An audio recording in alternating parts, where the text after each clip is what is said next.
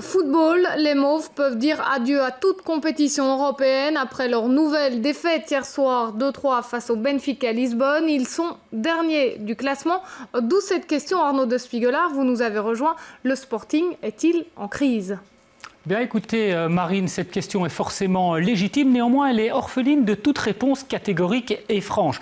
On s'explique, vous l'avez dit, hier le Sporting a perdu contre le Benfica Lisbonne 2-3 et ne passera donc pas l'hiver au chaud, plus de Champions League et pas d'Europa League non plus, comme on peut le voir sur ce classement. Eh bien Anderlecht s'est d'ores et déjà assuré de terminer dernier de sa poule de Champions League, et ce avant le dernier match qui aura lieu à l'Olympiakos dans 2 semaines, un match somme toute de gala, et Anderlecht, même s'il l'emporte en Grèce, est d'ores et déjà assuré de faire moins bien que l'an dernier où il avait terminé avec 5 points. Anderlecht pourrait cette année terminer avec 4 points. Donc oui, crise au niveau européen, puisqu'Anderlecht ne fait plus le poids, Anderlecht ne fait plus peur. Un seul chiffre pour ça, depuis 2001-2002, le Sporting a participé à 7 Ligues des Champions et à 7 reprises, le Sporting a terminé dernier de sa poule. En ce qui concerne les résultats domestiques, par contre, il faut être beaucoup plus prudent. Oui, le Sporting a déjà perdu 5 fois cette saison.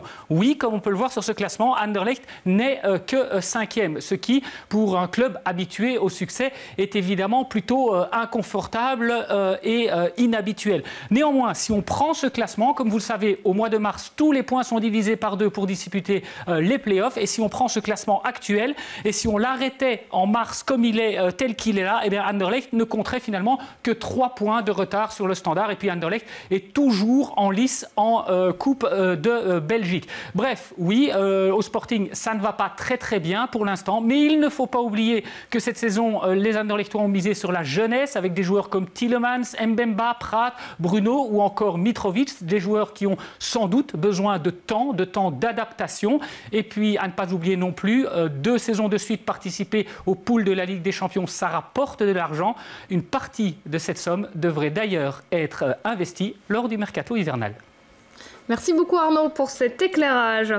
Dans quelques minutes, place à M. Muriel Berg. Vous revenez ce soir sur l'arrivée de Ryanair à l'aéroport de Bruxelles, mais vous donnez la parole ce soir aux associations de riverains. Oui, bonsoir Marine. En effet, si on donne quelques chiffres par rapport à cette arrivée de Ryanair, eh bien, ce sont 10 nouvelles destinations. Pour le moment, Ryanair ambitionne de transporter 1,5 million de passagers, c'est 200 vols par semaine, 20 000 mouvements par an. Probablement que ça peut inquiéter les riverains. C'est la question qu'on va poser au porte-parole de